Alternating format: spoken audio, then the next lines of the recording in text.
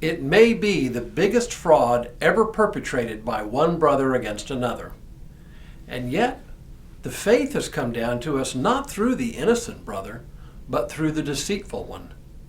It's a thought worth pondering. Hello, I'm Stuart Baskin, pastor of First Presbyterian Church of Tyler, Texas. The story of Isaac seems largely to depict him as a bridge between the story of Abraham and the story of Jacob and his sons. Isaac's story takes up just a few chapters, and for the most part, he is acted upon rather than being the one to carry the action. This is nowhere more true than the story of the blessing which Jacob stole from his brother Esau. In this story, Isaac is tricked not only by Jacob, but also by his scheming wife, Rebekah. The story is far too long to read here, so I'll hit the highlights. The story literally begins with the birth of the fraternal twins, Jacob and Esau, or should we rather say Esau and Jacob, since Esau arrived first, thus the firstborn. In the story of their birth, we read that when Esau was born, Jacob's little hand was holding on to his brother's heel, as if to make sure his brother wouldn't get away from him. As the two boys grew up, one became the prototypical outdoorsy type. Esau was burly and loved to hunt, and he was his father's favorite. Jacob, on the other hand, was more of a homebody, preferring to stay indoors. He was his mother's favorite. And with that description, we know things are going to turn out a little strange. The story quickly jumps ahead to the time when the two brothers have grown up. In this brief story, we find that Jacob has stayed at home cooking a stew while his brother Esau has been out hunting. When Esau returns home from his hunt, he's starving. He asks Jacob for some of the good-smelling stew. Jacob, often rightly called the trickster, demands something in exchange. First, sell me your birthright. I am about to die, replies Esau. Of what use is a birthright to me? And with that, Esau gives away his birthright, which was his future position as leader of the family following Isaac's death.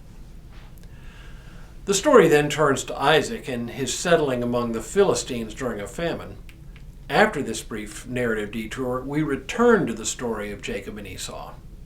The writer tells the story in detail, so we know something of its importance.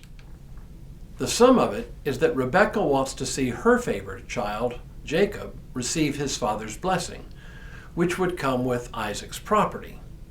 The blessing, in other words, was much like we would consider a will. It specified who would receive the family assets, only instead of an equitable division of assets, it was the practice of the time for the eldest son to receive all of the father's assets after his death. So while Esau has given away his birthright, he could still expect to receive his father's blessing and the inheritance of Isaac's estate that went with it. Rebekah concocts a scheme to trick Isaac into unwittingly giving the blessing to Jacob, even though it was Esau's by natural right, and in spite of the fact that Esau was Isaac's favorite. But there is also one little detail often overlooked here. It's not just that Rebekah favors Jacob. It's that Esau has taken a wife from among the local populace, a Hittite woman, something not done in their family. He would have been expected to marry among his own people. And if that weren't enough, we get a hint of friction between Rebekah and Esau's new wife. So, is Rebekah acting out of spite for her daughter-in-law, or is she acting to protect the family? Hard to know, and the writer doesn't tip his hand in the matter either way. But what happens is that Isaac instructs Esau to go out and hunt some game, then come and make a stew for him so he can give him his blessing. But while he's out hunting, Rebekah sees her chance. She instructs Jacob to bring her a couple of kids from the flock, which she uses to make a stew for Isaac.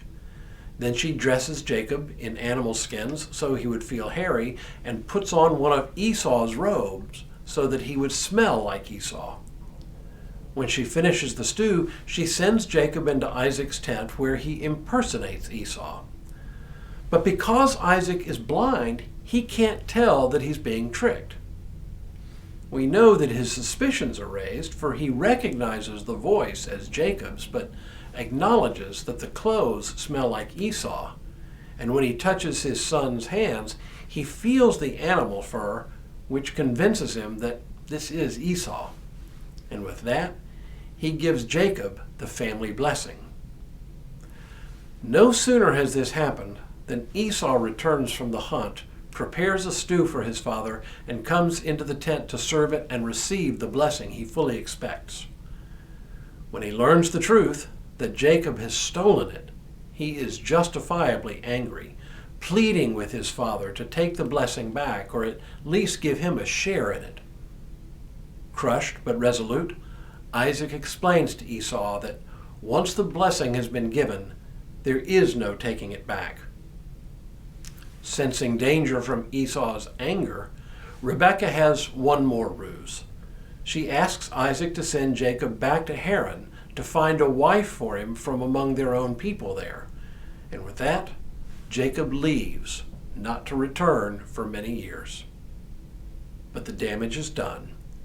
Esau, the elder brother, is deprived of birthright by his own thick-headedness and hunger, and his blessing by the trickery of his mother and brother. So why is this story so important? Why isn't it swept under the rug? Why is it so prominent? For the simple reason that it sets a pattern that is to be repeated throughout Scripture. That the ways of God are not the ways of human beings. Just as Abraham's oldest son Ishmael is not the one through whom God's blessing is transmitted, and Isaac's older son Esau is also not the one, so throughout the biblical story, the usual order of things in human culture is upended in God's kingdom. It's very often the younger, rather than the older, who receives a blessing.